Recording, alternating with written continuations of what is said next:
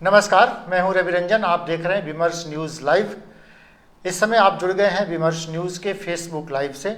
और Facebook live पर आपको जैसा कि पता है, हर रोज़ शाम को 5 बजे दिन भर की 5 बड़ी खबरों पर हम विमर्श करते हैं। और इस बातचीत में हर रोज़ कोई न कोई एक अतिथि के तौर पर, एक विशेषज्ञ के तौर पर हमारे साथ यहाँ पर रहते हैं। आज हमारे लिए बहुत खुशी की बात है कि रक्षा विशेषज्ञ के तौर पर ललन सिंह जी, जो सेना में बीएसएफ में कमांडेंट के पद तक थे और वहाँ पर वो रिटायर हुए, और आजकल वो रक्षा विशेषज्ञ के तौर पर वो काम कर रहे हैं। अपना उनका अध्ययन भी जारी है। और इसके अलावा महत्वपूर्ण बात है कि ललन सिंह जी सामाजिक कार्यों में खास रुचि रखते हैं, इसलिए हर विषय में उनकी एक बहुत अच्छी जानकारी और अच्छी पकड़ है।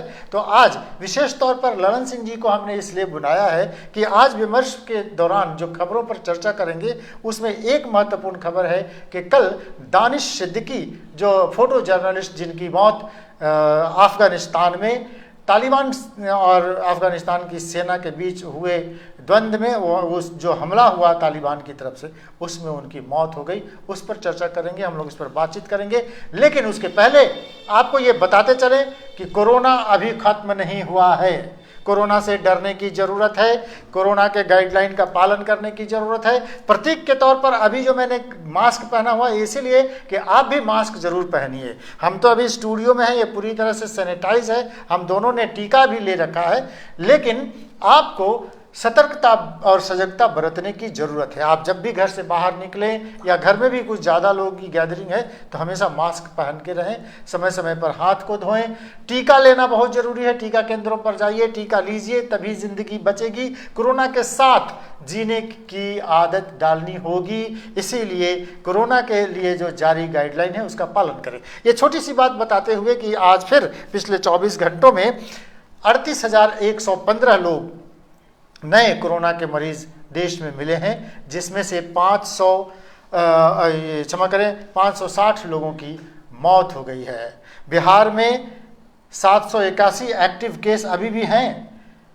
कल से लेकर आज तक पिछले 24 घंटों में 60 नए मरीज मिले हैं। हालांकि यह खुशी की बात है कि एक भी व्यक्ति की मौत कोरोना से नहीं हुई। लेकिन मैं आपको बता दूं कि बिहार में टीकाकरण की गति बहुत धीमे चल रही है, क्योंकि कोविशील्ड टीका का तो यहाँ पर उपलब्ध है, लेकिन कोवैक्सीन अभी लोगों को नहीं मिल पा रहा है और इसलिए कई ज़िलों में टीका उपलब्ध ही नहीं है। तो लोग टीका केंद्रों पर जा रहे हैं और वापस जा रहे हैं। तो इस सरकार को इस पर खास तौर पर ध्यान देनी होगी। प्रतीक के तौर पर ये जो मास्क मैंने पहना था उसको निकालता हूँ। आपसे बातचीत करने के लिए बढ़ते हैं अगली खबर की ओर। अगली खबर है, ये अपडेट कह सकते हैं इसको, ये कह सकते हैं फॉलोअप है ये। कल बेतिया में देउरवा पंचायत है, बेतिया का देउरवा पंचायत, जहां पर जहरीली शराब पीने से 9 लोगों की मौत हो गई। हालांकि जिला प्रशासन अभी तक ये मानने को तैयार नहीं है कि ये मौत शराब पीने से हुई है। वो कह रहे हैं किन कारणों से हुई है ये पता नहीं चल रहा है। लेकिन अगर आपको पता नहीं चल रहा है तो आप कार्रवाई क्या कर रहे हैं, किसको पकड़ रहे हैं? जो दिन रात जो छापेमारी चल रही है वो आप किसको पकड़ रहे हैं? और 1 2 3 5 किसको पकड़ रहे हैं? ये पुलिस कह रही है कि हम छापेमारी कर रहे हैं, तो भाई किसको पकड़ रहे हैं? कौन लोग हैं जिन पर आप छापेमारी कर रहे हैं? आपको ये मानना पड़ेगा कि शराब का अवैध धंधा उस जिला में चल रहा है और वो मौत की संख्या आज 16 हो गई है। अभी 1 2 और ये घटना, अभी ये बात छिपी हुई है, लोग कह नहीं रहे हैं, खुल के सामने नहीं आ रहे हैं, धीरे धीरे खबरें छन के आ रही हैं। 16 लोगों की मौत अब तक हो चुकी है। जिला प्रशासन कह रहा है कि हम पता कर रहे हैं कि किन कारणों से मौत हुई। वो ये भी कह रहे हैं कि हम छापामारी भी कर रहे हैं। ये कैसी व्यवस्था है? इस बीच में तेजस्वी यादव ने एक गंभीर ट्वीट करके सरकार पर निशाना साधा। एक ट्वीट को थोड़ी सी जरा मैं पढ़ के आपको सुनाता हूँ। बिहार कथित शराबबंदी, अवैध कारोबार, अनगिनत मौतें, लाखों गरीब जेल में, मुख्यमंत्री माफिया के साथ मौज में। ये तल्ख टिप्पणी तेजस्वी यादव ने की है। हमारे साथ ललन सिंह जी हैं और चूंकि मैंने आपको पहले बताया वो सजग रहते हैं, सामाजिक कार्यों में उनकी खास रुचि है, तो इन विषयों पर भी उनकी खास पकड़ है। ललन जी, आप क्या समझते हैं, ये जो शराब कह रही है सरकार की ये शराब पीने से नहीं मौत हुई, तो ऐसे ही लोग मर रहे हैं 17? देखिए, मैं आपके माध्यम से बोलना चाहूँगा कि शराबबंदी और अवैध बालू का खनन ये जग जाहिर हो गया है राज्य का। इसमें किसी को अपने आप में छुपाने की जरूरत नहीं है, और गलतियों को छुपाने से वो फिर दवा के बजाय सर्जरी के मुकाम तक पहुंच जाता है। मैं आपके माध्यम से साफ बोलना चाहता हूं कि अगर उस चंपारण के इलाके में अगर इतनी मौतें हो गई तो अभी तक डीएम साहब और एसएसपी और कंसर्न थाने को एक्सेप्ट कर लेना चाहिए कि शराब के द्वारा ही ये मौतें हुई हैं। ये मौत को बहुत तरीके से कंफर्म किया जा रहा है, और आप अगर इसको नहीं मानते हैं और इसको कैमोफ्लाइज कंसीलमेंट जिसको बोलते हैं, छुपाने की कोशिश करते हैं, तो ये और भी नुकसानदेह होगा। मैं आपको बताना चाहूंगा कि अभी हाल के दिनों में 2 एसपी, करीब 18 अधिकारी पब्लिक सर्विस कमीशन स्टेट के, उनको ट्रांसफर किया गया या मुख्यालय में बुलाया गया। मैं ये नहीं बोलता हूं, ये स्टेट गवर्नमेंट का उनका प्रव्यू है कि वो क्या करना चाहते हैं, मगर इसमें साफ पता चला है कि ये लोग कहीं ना कहीं इन्वॉल्व थे। और मैं ये भी बताने में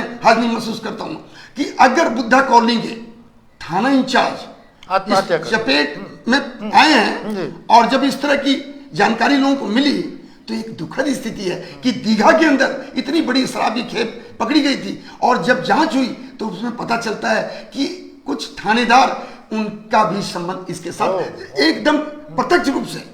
ये बहुत दुखद की बात है कि नीतीश बाबू बहुत अच्छे लोग हैं, उन्होंने एक बहुत बढ़िया अभियान चलाया और राज्य से और देश के लिए एक उदाहरण प्रस्तुत किया कि साहब हम राज्य में शराबबंदी कर दिए। लेकिन इस शराबबंदी के ओट में मैं समझता हूं कि अभी भी बुरी तरह से गलत अवैध कमाई हो रही है, और ये कमाई गरीबों के लिए आफत है, क्योंकि अगर उनको पीना है तो गलत शराब की तरफ जा रहे हैं, और यही है मौत का कारण जो आपके सामने। और जहां तक जांच की बात है, जांच होगी, लेकिन आज न कल कंफर्म होगा कि ये मौतें शराब से हो रही है। शराब से हुई। ये एक और हैरान करने वाली बात है, सरकार कह रही है कि अभी हम पता कर रहे हैं कि कैसे मौत हुई। सरकार ये भी कह रही है कि हम लगातार छापेमारी कर रहे हैं और उन लोगों को पकड़ा जाएगा जो लोग दोषी हैं।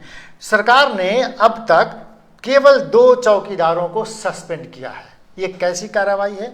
16 लोगों की मौत के जिम्मेदार मात्र 2 चौकीदार हैं, और जिला के पुलिस कप्तान और जिलाधिकारी जो है वो चुपचाप आराम करेंगे उस जिले में। जिनकी ये जिम्मेदारी थी, उनको पता होना चाहिए था कि उनके जिले में क्या कुछ चल रहा है। 16 लोगों की मौत के जिम्मेदार सीधे सीधे हम कह सकते हैं जिला प्रशासन के लोग हैं, और उन पर कार्रवाई होनी चाहिए। 2 चौकीदारों पर कार्रवाई करके ये एक कह सकते हैं ये पॉलिश करने की बात है, इससे काम चलेगा नहीं है।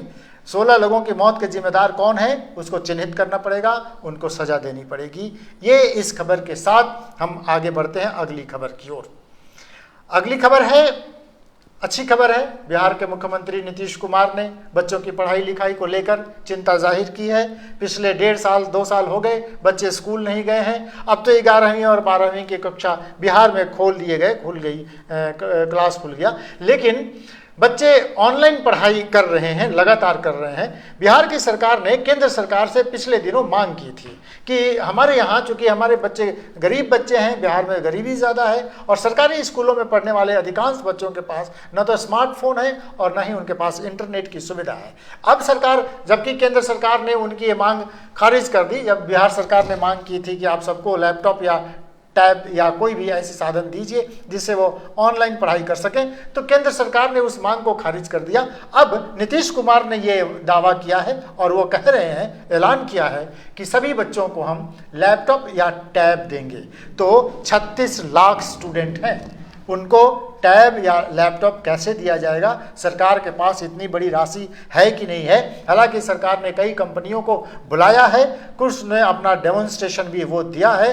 कहा गया है कि आप लिखित कागज पर अपना पूरा रिपोर्ट दीजिए, सरकार इस पर विचार करेगी। ललन सिंह, मैं इसमें एक चीज बोलना चाहूंगा कि महोदय एक चीज सोचिए, अगर सरकार के पास पक्का इरादा हो तो सब कुछ होने का संभावना रहता है। जब उन्होंने सोच ही लिया कि यही हमारे राज्य के भविष्य है, सच बात यह है कि शिक्षा ही आदमी को, उसके भविष्य को और मजबूती को बनाता है। तो वजूद को अच्छा बनाने के लिए अगर आप जान रहे हैं कि 1.5 साल से सरकारी स्कूल में कौन पढ़ते हैं, हाईकोर्ट ने उसके ऊपर टिप्पणी की है कि किसी भी IAS और IPS और किसी अधिकारी का बच्चा सरकारी स्कूल में नहीं पढ़ता, और इसीलिए उसमें सुधार की संभावना ही नहीं है। तो मैं मान के चलता हूं ये बधाई के पात्र हैं अगर मुख्यमंत्री साहब, लेकिन उनके अंदर पक्का इरादा बना लिया जाए कि इन बच्चों को, अगर हमने आदेश दिया है तो स्वास्थ्य और शिक्षा में कोई कोताही नहीं बरतना चाहिए, और जैसे भी हो चाहे वो दूरदर्शन के माध्यम से हो, लैपटॉप के माध्यम से हो या और स्मार्टफोन के माध्यम से हो, लेकिन देना निहायत जरूरी है। 1.5 साल बीत चुके हैं और आने वाले दिनों में भी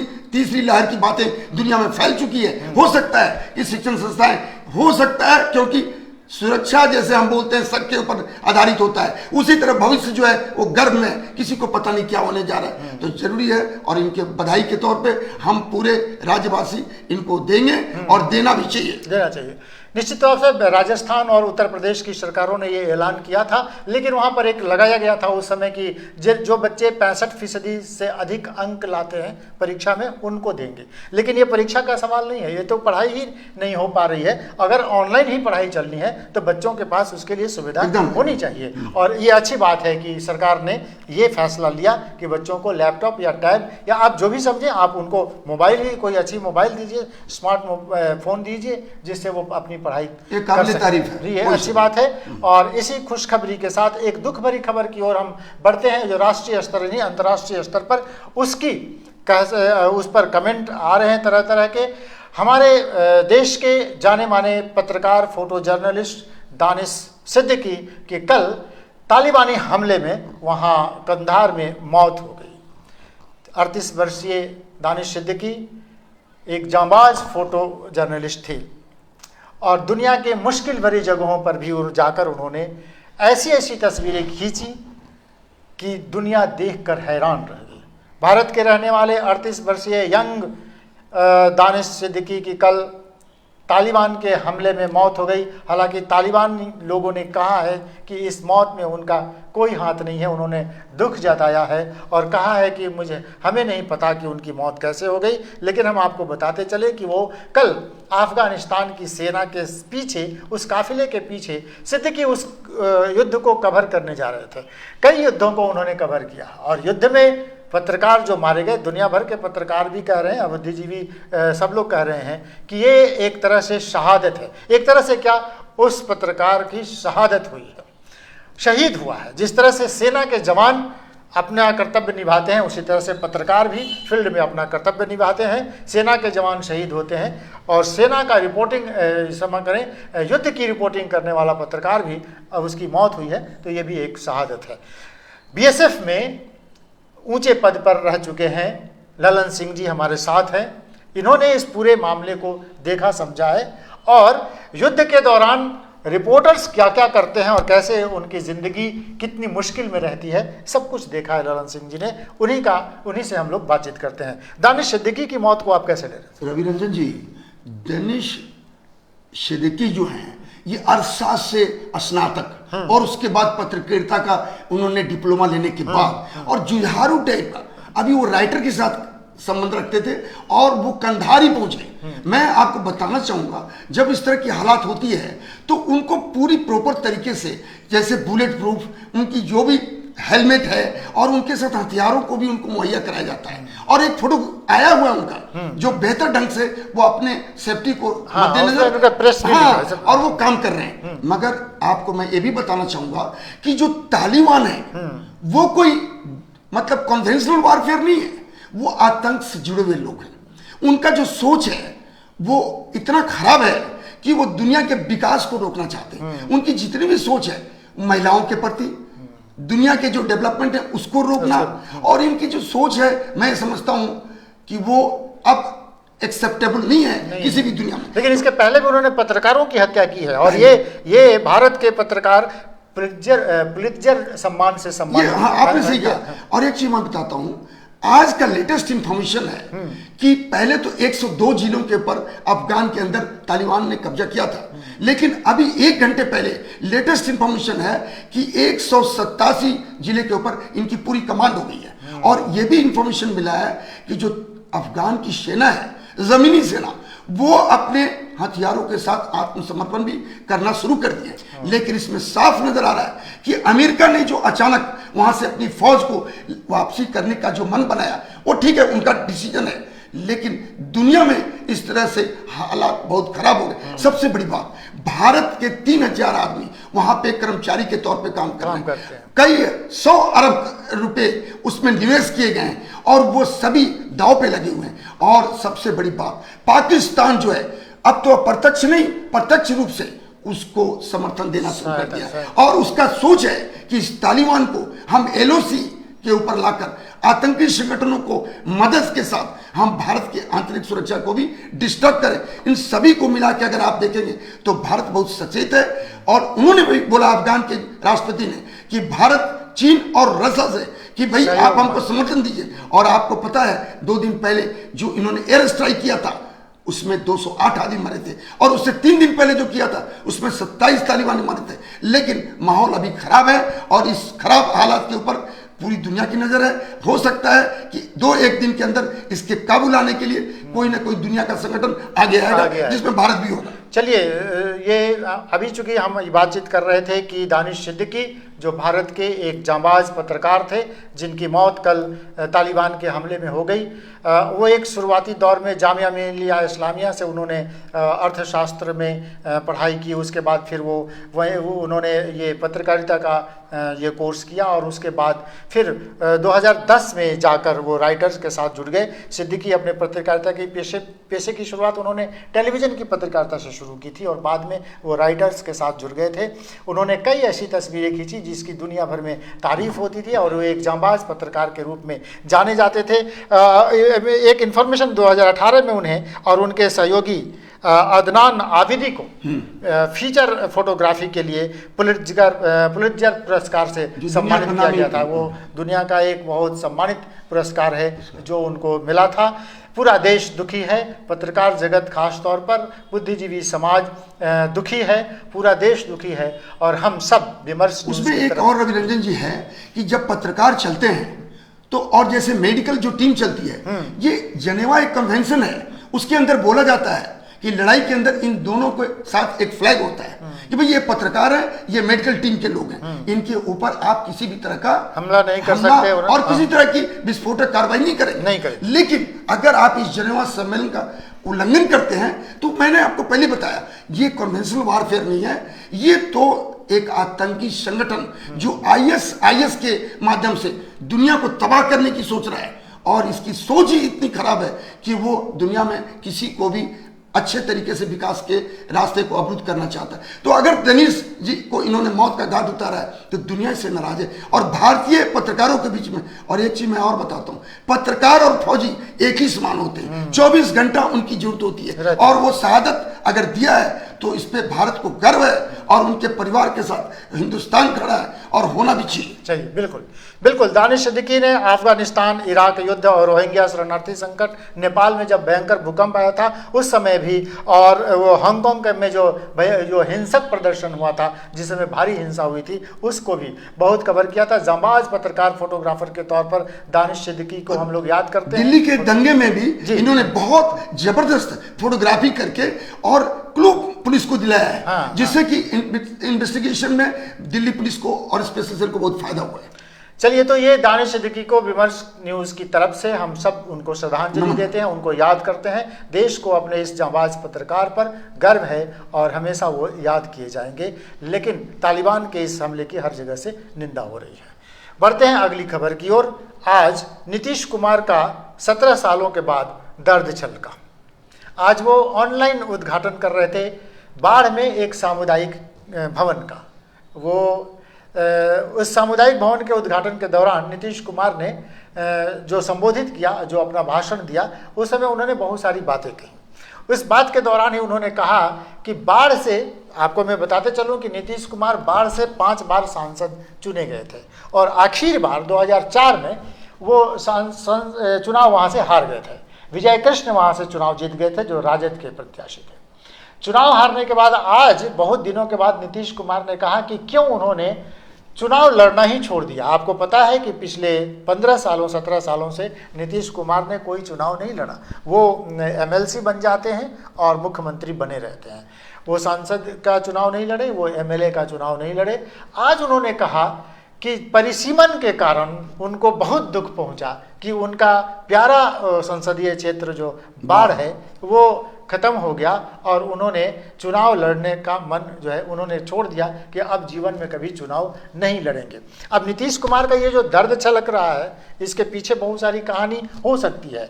हम आपको ये बताते चलते हैं कि इसी भाषण के दौरान जब सामुदायिक भवन का उद्घाटन करने के बाद कुछ लोगों को बोलने का मौका दिया गया। उसी समय कांग्रेस के एक पूर्व एमएलसी हैं, उन्होंने अपनी बात कही। विधान पार्षद का नाम आपको हम बता दें, रामचंद्र भारती थे। रामचंद्र भारती बोलने लगे और बोलते बोलते सरकार के माने मुखिया, केंद्र सरकार के मुखिया नरेंद्र मोदी के खिलाफ कुछ बातें वो कह रहे थे। इसी बीच में नीतीश कुमार ने उनको टोका और कहा आप ज़्यादा बोल चुके हैं, आप बैठ जाइए। और रामचंद्र भारती बैठ गए। ये दो महत्वपूर्ण बातें हैं। नीतीश कुमार का दर्द क्यों छलक रहा है? उन्होंने चुनाव लड़ना छोड़ दिया। 2004 के बाद वो नहीं लड़े। बाढ़ जब उनका बहुत प्यारा संसदीय क्षेत्र था, इसलिए वो खत्म हो गया, इसलिए उन्होंने चुनाव लड़ना छोड़ दिया। रामचंद्र भारती को कहते हैं आप प्रधानमंत्री के खिलाफ बोल रहे हैं, आप बैठ जाइए, आप ज़्यादा बोल रहे हैं। और वो बैठ भी गए। इसके पीछे क्या कहानी? देखिए, आज कांग्रेस का प्रदर्शन चल रहा है महंगाई के। महंगाई के आपको ये भी बोलना चाहूंगा, ये प्रजातंत्र है। एक यंग लड़के ने कुछ नरेंद्र मोदी जी के सपोर्ट में बोल दिया इनकम टैक्स के पास, और उन्होंने मारपीट के ऊपर लोग कार्यकर्ता उतर गए। मैं इसलिए इस बात को बताना चाहूंगा कि ये तो प्रजातंत्र है, यहाँ हमारे को फंडामेंटल राइट्स है और व्यक्ति की स्वतंत्रता। अगर भारती जी बोल रहे हैं और नीतीश बाबू बोल रहे हैं, लेकिन एक बात सोच लीजिएगा, ये अभी राजनीतिक चक्र बहुत तेजी से बदल रहा है। अब आज आपने बात को थोड़ा सा हट के बात कर रहा हूँ। शरद पवार जी जो इस देश के माने जाने धाकड़ राजनीतिक ताकतवर लोग हैं, माने जाते हैं। और अभी ये माहौल चल रहा है कि नरेंद्र मोदी जी के अगेंस्ट में ममता बनर्जी, प्रशांत किशोर जी और कांग्रेस के माध्यम से एक अलायंस बन रहा है। लेकिन इसी बीच में राजनाथ सिंह जी से और नरेंद्र मोदी जी से 1.5 घंटा कमरे के अंदर बातचीत शरद पवार जी का एक अलग माने निकाल रहा है। लोग कह रहे हैं कि साहब महाराष्ट्र सरकार को गिरने की कोई चांसेस नहीं है, लेकिन कुछ अभी राजनीतिक इंफॉर्मेशन ये मिल रही है कि क्या शरद पवार जी राष्ट्रपति बनने के मूड में हैं, और इनको राष्ट्रपति बना के और इस अलायंस अपोजिशन को एकदम आधारी तोड़ दिया जाएगा। नेक्स्ट आपको एक चीज और भी पता चल रहा है कि आपने जैसा कहा कि जो नीतीश बाबू हैं वो नरेंद्र मोदी जी के किसी भी खिलाफत को एक्सेप्ट नहीं कर रहे हैं। तो ये आप जान लीजिए कि वो अभी छोटे भाई के तौर पे ही हैं, चाहे वो मुख्यमंत्री हैं, तो उनको भी लग रहा है कि नरेंद्र मोदी जी को अगर समर्थन करना है तो बेहतर ढंग से करना है। आपके सामने आरसीपी सिंह साहब अकेले मंत्री पद ले गए, ललन सिंह जी अभी आराम से बैठे हैं और उन्होंने कहा है कि मेरी पार्टी की ये निर्णय है और इसलिए मैं, लेकिन अंदर खाने में अव्यवस्थित हालत है। और कांग्रेस हो आरजेडी हो, सबकी नजर कहां पे? सत्ता के ऊपर। और ये दुखद बात है कि भारत के प्रजातंत्र में परिवारवाद और सत्ता के प्रति प्रेम, ये लोकतंत्र को अगर देखा जाए तो तकलीफ दे रहा है। अब देखिए आज सिद्धू और कैप्टन अमरिंदर सिंह की क्या हालत है। कांग्रेस का अध्यक्ष उनको बनाने की पूरी तैयारी हो गई है सिद्धू साहब को, लेकिन 3 कार्यकारी अध्यक्ष भी बनाए जा रहे हैं। और अमरिंदर सिंह को कैसे भी उनको डरा के और धमका के समझिए उनके ऊपर दबाव बना के एक्सेप्ट करा दिया गया, जो शाम तक निर्णय आ जाएगा। लेकिन मैं आपको बताऊं, सिद्धू साहब उन्होंने एक रास्ता दिखाया था कि अगर आप हमें मौका नहीं दोगे तो मैं आपके तरफ चला जाऊंगा। तो उसमें एक बड़े रंधावा जैसे मंत्री ने कहा है कि मेरे पिताजी, सिद्धू साहब के पिताजी, कैप्टन साहब के पिताजी, तो उस पर राजनीतिक पर्यवेक्षकों का एक कमेंट्स आया है कि सभी के पिताजी नेता ही थे, तो आम जनता केवल झंडे और डंडे के लिए है। ये सबसे बड़ी दुखद है। और मैं क्योंकि डिफेंस का आदमी हूं तो मैं बोलने में हर्ज नहीं समझता हूं कि प्रजातंत्र की जो मौलिक अधिकार हमारी है उसको सही रास्ते पे लेने के लिए जरूरी है कि परिवारवाद और राजतंत्र जैसा जो माहौल है उसको कम किया जाए और यंग लोगों को इस राजनीति में मौका दिया जाए। चलिए, नीतीश कुमार का दर्द छलका। वो कह रहे हैं कि वो उनका प्यारा संसदीय क्षेत्र जो है वो परिसीमन में चला गया, इसलिए उन्होंने चुनाव लड़ना छोड़ दिया। लेकिन इसके पीछे कहानी कुछ और है। उधर लालू प्रसाद यादव भी ये बिहार की राजनीति में धीरे धीरे सक्रिय हो रहे हैं। चलते चलते ये आखिरी खबर हम आपको बताते चले कि आज कांग्रेस ने महंगाई के खिलाफ रोषपूर्ण प्रदर्शन बिहार की राजधानी पटना में किया है। और लालू प्रसाद यादव ने अपने कार्यकर्ताओं को आह्वान किया है कि वो कल और परसों माने 18 जुलाई को और 19 जुलाई को पूरे राज्य में महंगाई और भ्रष्टाचार के खिलाफ और बेरोजगारी के खिलाफ आंदोलन करेंगे, प्रदर्शन करेंगे। कल माने 18 तारीख को पूरे राज्य में प्रखंड मुख्यालयों पर आरजेडी महंगाई भ्रष्टाचार के खिलाफ आंदोलन करेगी और 19 जुलाई को आरजेडी ने ऐलान किया है कि जिला मुख्यालयों पर वो एक बड़ा आंदोलन करेंगे। तो लालू प्रसाद यादव भी बिहार की राजनीति में धीरे धीरे सक्रिय हो रहे हैं। खबर हमारी यही है। दिन भर की 5 बड़ी खबरों पर विमर्श करने के लिए हमारे साथ रक्षा विशेषज्ञ ललन सिंह जी हमारे साथ थे और उन्होंने हर विषय पर बहुत बेबाकी से गंभीरता से अपनी बातें रखी हैं। कल भी हम किसी खास विषय पर दिन भर की 5 बड़ी खबरों पर चर्चा करने के लिए शाम को 5 बजे हाजिर होंगे। जुड़े रहिए हमारे साथ, देखते रहिए विमर्श न्यूज़ लाइव। हमारे फेसबुक पेज से आप जुड़िए, शाम को 5 बजे फेसबुक लाइव से जुड़ जाइए और अपने कमेंट बॉक्स में अपना महत्वपूर्ण कमेंट देकर आप हमें और मजबूत कर सकते हैं। इसी के साथ हमारा कार्यक्रम समाप्त होता है। बहुत बहुत धन्यवाद।